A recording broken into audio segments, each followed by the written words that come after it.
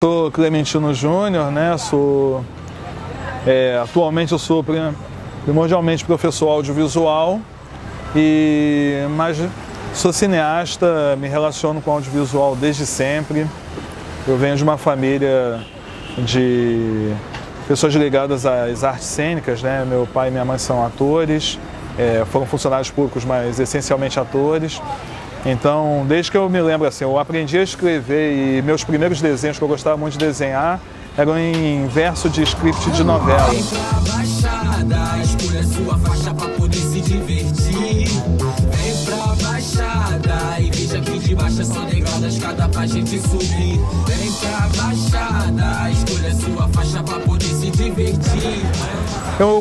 Eu estava buscando alguma coisa já dentro da universidade, né? Comecei na animação, ajudando lá no filme do Marão, meu amigo, que fez o primeiro filme dele, O Cebolas São Azuis, dentro da universidade, que era animação tradicional. Eu estava envolvido com a animação de um lado e busquei cursos de edição para aprender a parte de edição do outro. Ainda no Máquina a Máquina, em Umatic na época, né? Naqueles cursos da Fundição Progresso. E comecei a mexer com os primeiros softwares, a primeira versão do Adobe Premiere, comecei a mexer em casa. E quando chegou uma oportunidade de trabalho interessante, foi uma ida para Moçambique, que um produtor moçambicano estava procurando gente para a primeira produtora com equipamento digital no país, em 97. Ele buscou quem trabalhasse com determinados softwares que ele comprou e tudo, e eu era a única pessoa que sabia mexer com pelo menos metade deles, assim, naquele momento, no Rio de Janeiro, e acabei indo morar 2 anos e meio em Moçambique. Praça do meio do mundo, fica no centro do nada, e é de lá que eu saí pra viver, e até morro pra não voltar lá. Em cada esquina que eu passo, eu deixo um pedaço da minha ilusão. Meu coração em frangalhos até pé. Sou Diego Bion, sou coordenador metodológico aqui da Escola Livre de Cinema de Nova Iguaçu, e eu vou apresentar alguns dos nossos espaços para vocês agora. Chega aí. Aqui tem logo na entrada da escola, tem um dos cantinhos que eu acho mais bacanas, que a galera mais gosta, que é a nossa mini cinemateca, um espaço onde a molecada fica jogada aí um em cima do outro, deitado, vendo filme, conversando, trocando ideia, ouvindo música, tocando violão. Esse é um espaço que eles frequentam bastante aqui. Tem a nossa sala de projeção aqui, que está vazia nesse momento, porque está rolando a sessão do Cineclube hoje lá no terraço, mas é também o espaço onde geralmente acontecem a maior parte das aulas, né? A gente usa muito filme durante as aulas, muito exemplo de videoclipe, de vídeos, então a gente acaba ficando bastante nessa sala aqui. Mas a gente também faz uma coisa bem legal, que é circular pela escola durante as aulas. Então, tem momentos de aulas também que a gente faz aqui na biblioteca da escola, que é um espaço que a gente usou bastante, principalmente no último ano. No final do ano, a gente teve uma oficina muito ligada à questão da palavra, da escrita e da imagem. Então, foi um espaço que a gente usou bastante. Tem um cantinho muito legal nessa biblioteca, que é esse cantinho aqui, que a gente tem o maior orgulho, que é um espaço que a gente está construindo só com a produção literária da galera da Baixada. Então, tem desde Mático Angu até a Mãe Beata, tem Modoan Matos, tem Capa Comics, tem a poesia da galera, o Guarnier, enfim.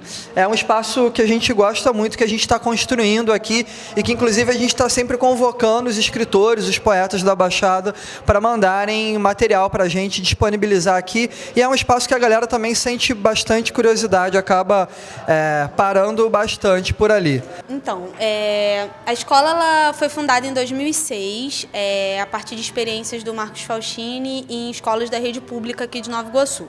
Então, eram exercícios mesmo na hora do recreio, ligados à elipse, sabe, contar como foi sua vida em 5 quadros. Então, eram exercícios para entender mesmo como que ia se dar essa experiência da Escola Livre de Cinema aqui na cidade.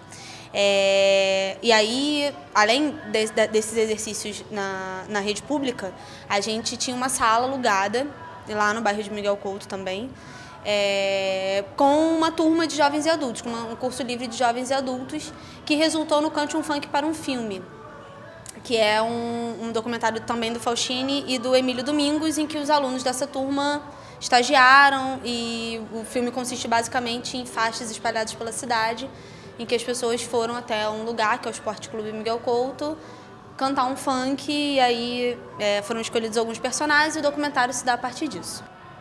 Na época, o Lindbergh estava com um projeto de governo aqui em Nova Iguaçu, que era o bairro Escola, e procurando, né, instituições e pessoas que tivessem experiências em algumas linguagens artísticas. Quando ele viu o filme, ele achou super bacana e trocou uma ideia com o Faustini e falou, cara, é um pouco isso que eu quero nas experiências ligadas ao audiovisual em Nova Iguaçu. E o Faustini veio para experimentar e chegar na ideia do que seria a Escola Livre de Cinema. Dá licença, meu passar, é o poder nos alegrar. Meu senhor, minha senhora, dá licença, meu passar. Meu tambor vem lá da roça, é o poder nos alegrar. Meu senhor, minha senhora, dá licença, meu passar. Aqui no nosso fundo está o Jongo de Pinheiral, né, importante, também ganhador do prêmio Afro-Fluminense 2015, assim como o Flidan, né? São João de Meriti está feliz em festa. É você pra mim.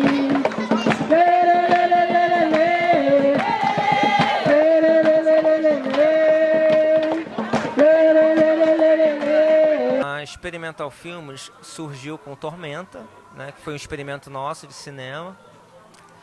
A princípio meu e da Rose, que a gente se aventurou a fazer.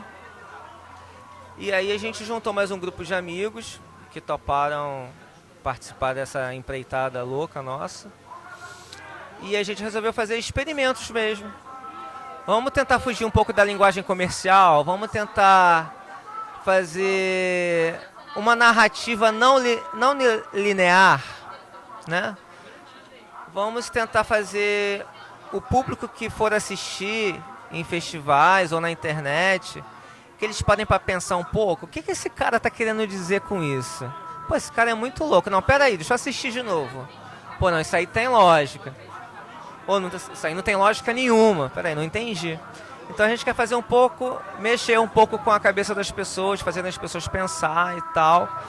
Então a gente estipulou o seguinte, pelo menos para esses dois filmes iniciais, fazer uma coisa não linear, como foi o Tormenta, né?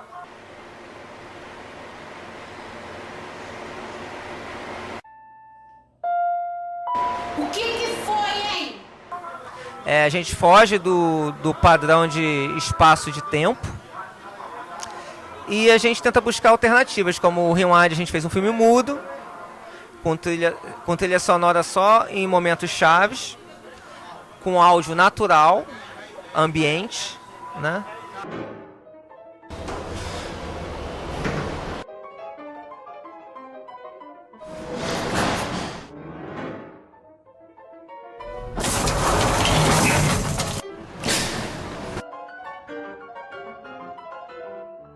E o Nota-Me, a gente buscou também fazer pequenas inserções, leves inserções de espaço de tempo não linear. Porque como o Nota-Me ele fecha a trilogia, ele tinha que ser mais explicativo, né? Então eu deixei que ele fosse mais linear, com menos interseções de cenas não lineares, né?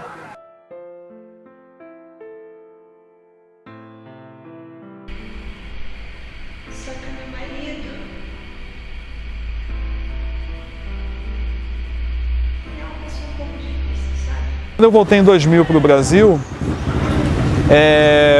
comecei a entrar nos primeiros contatos que eu tinha da época que eu viajei, que eu já tinha dado oficina no Animamundi, aí participei do festival. Na época reencontrei alguns amigos de faculdade, juntei um grupo e fiz minha primeira animação, que foi um stop motion, chamado Silis, que é uma animaçãozinha de 1 minuto, meio que fazendo uma crítica ao abuso do uso de silicone pelas mulheres.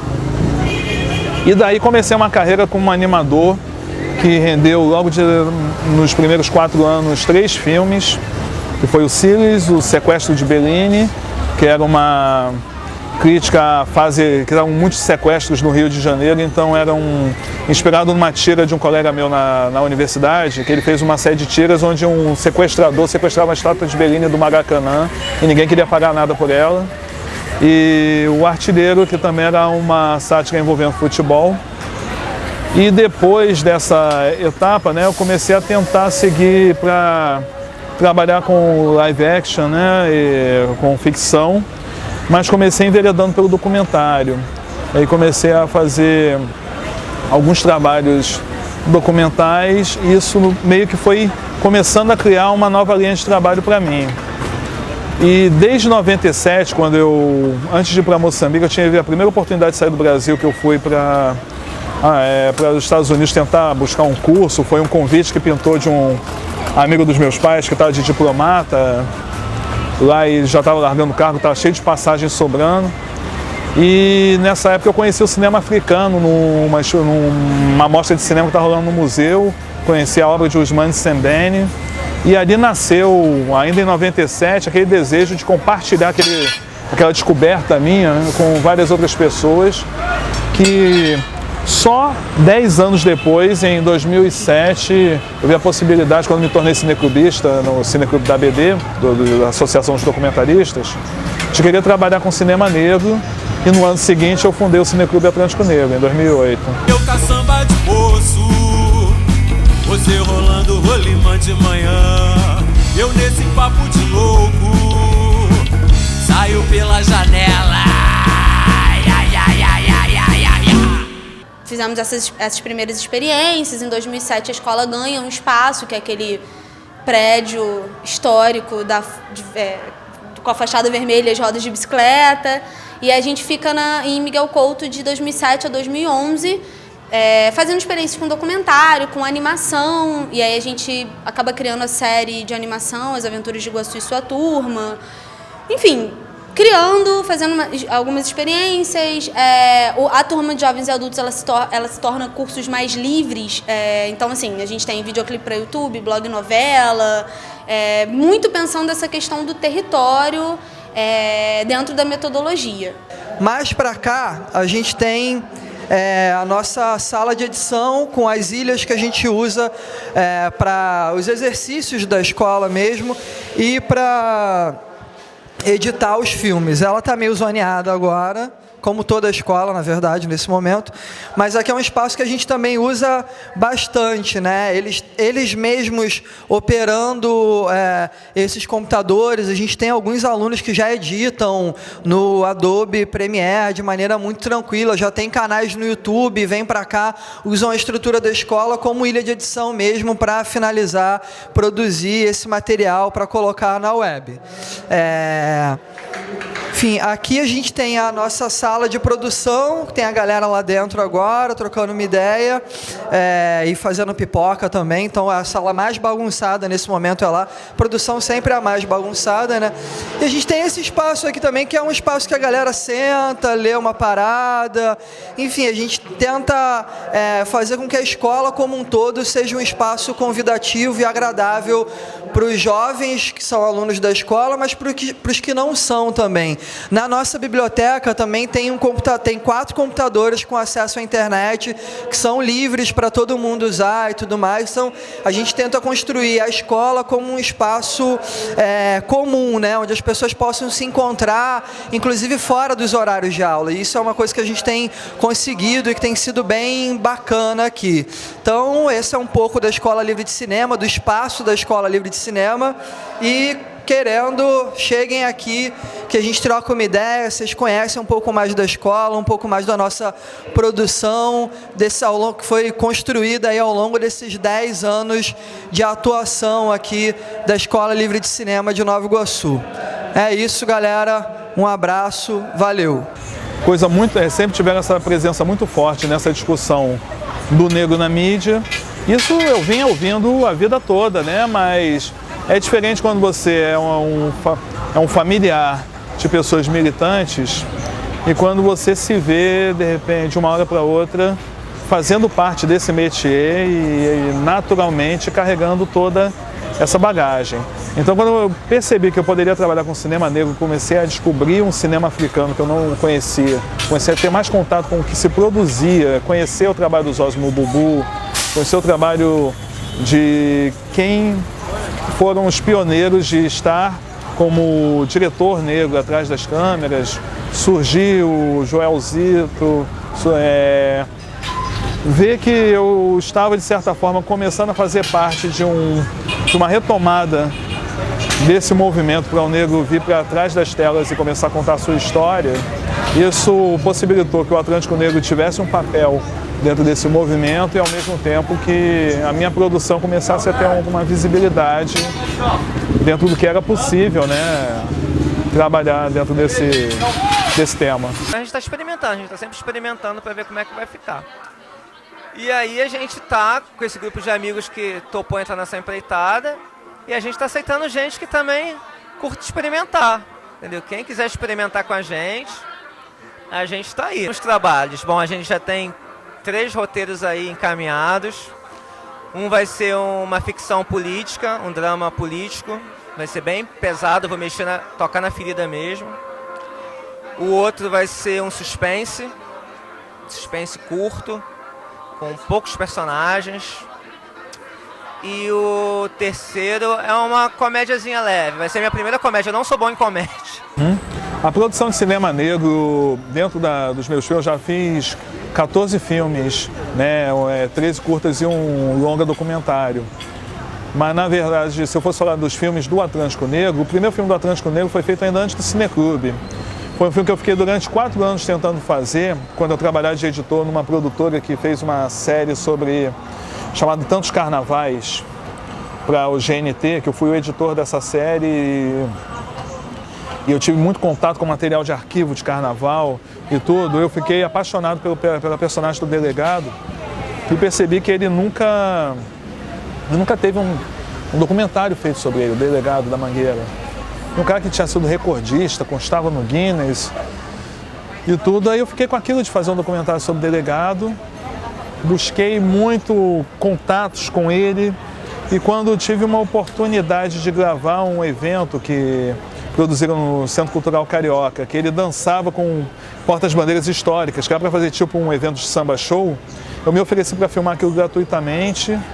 Filmei ele dançando desde Selminha Sorriso até Dodô e Vilma Nascimento. Foi um momento assim muito bacana. Tem um momento que ele dança com as 3 no palco ao mesmo tempo. E eu tive o prazer de fazer essas imagens. Talvez eles nunca tivessem feito isso de novo, né? Você botar 4 ícones da história de Mestre Sala e Porta-Bandeira juntos, de intergeracional, né? E esse foi o meu primeiro documentário, assim, que envolve um protagonismo negro.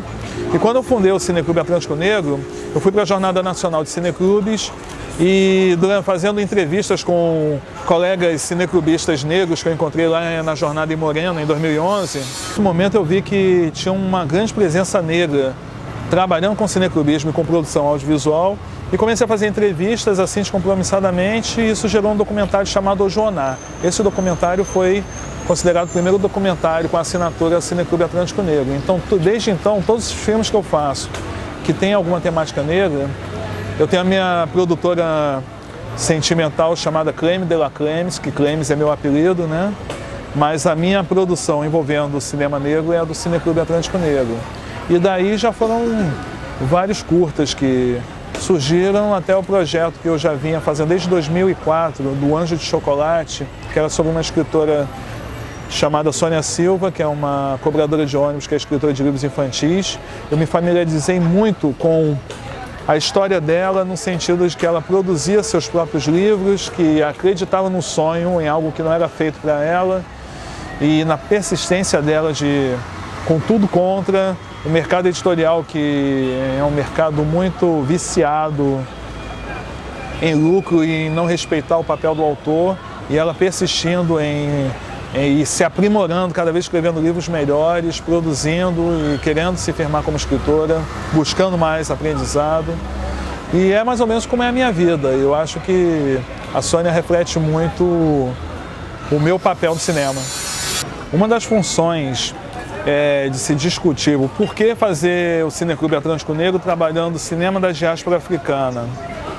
É justamente essa questão de você mostrar outras possibilidades de imagem do negro, não apenas o negro marginal em Favela Movie, que é um hit do momento dentro da linguagem de TV e cinema atual, ou simplesmente um negro estereotipado para dentro de uma linguagem, vamos dizer assim, broadcast, né? Como a televisão, como as grandes emissoras interpretam que o negro deva ser apresentado, que isso pode render alguma mídia, quem são esses atores negros e como eles devem ser representados.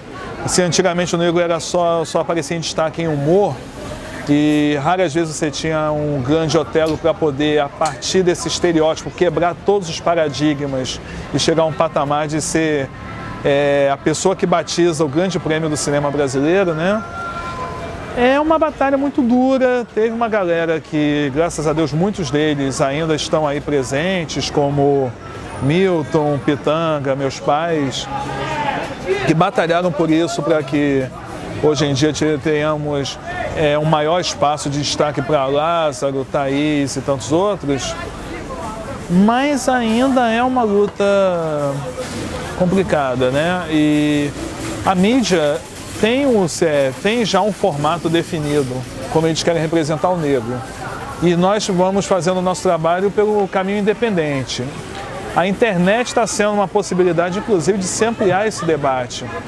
Quando eu puxo esse debate através do Cineclube Atlântico Negro, o pessoal do Cinegrada puxa esse debate através das sessões deles, quando o Ficine, dentro da academia, traz o cinema negro e o audiovisual de uma outra forma, num foco acadêmico, mas discutindo essas representações de imagem, também pegando na questão do gênero, porque além da questão do racismo, temos uma questão do machismo muito presente. Hoje em dia esses debates estão muito polarizados.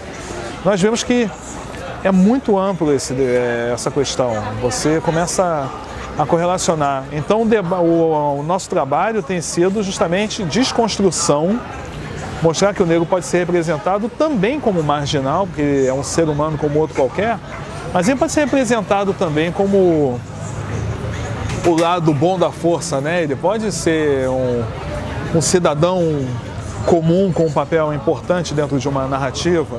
Ele pode ser um religioso de qualquer linha, não apenas das linhas de matriz africana, mas de linhas evangélicas e tudo.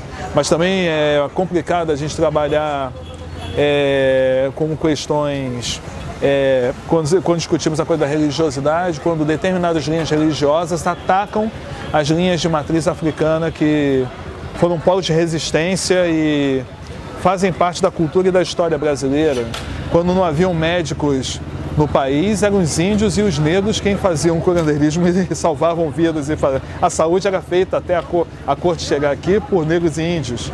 Então, como é que vamos trazer esses debates? Entendeu? Então, acho que a nossa militância tem um pouco disso, né? Fazer essa desconstrução de certas... É uma desconstrução complicada, porque 500 e tantos anos para criar algo para você desconstruir em poucos anos é uma luta dura, mas a gente vai fazendo do jeito que pode. É uma batalha que a gente comprou, estamos sem dinheiro fazendo isso, sem patrocínios de quaisquer entidades, porque mesmo às vezes quando entra o patrocínio, entram determinados interesses que a gente nunca sabe para onde vão ser jogados esses interesses.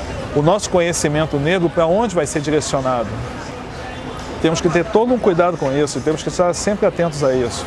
Não apenas na questão do negro, na questão do debate da periferia, né, da exclusão social, do acesso à praia, do porquê o jovem que tem que pegar trem, metrô, 3 conduções para chegar à praia, ao shopping, a determinados shoppings na Zona Nobre, tem que se comportar de uma maneira que não é tão restrita assim para o jovem da região, para o jovem branco da região. É muito mais amplo. Chegamos num ponto que temos novos negros, novas qualidades de negro que não são necessariamente de pele negra. E temos que trazer isso também à discussão. pergunta que já te foi feita, mas eu queria despertar a curiosidade não só para mim, mas eu tenho telespectadores também que o assistiram. Por que você escreve e você nunca teve o desejo de atuar? Vem pra Baixada. Baixada tá fazendo um bando de coisa. Tem que vir, chega aí.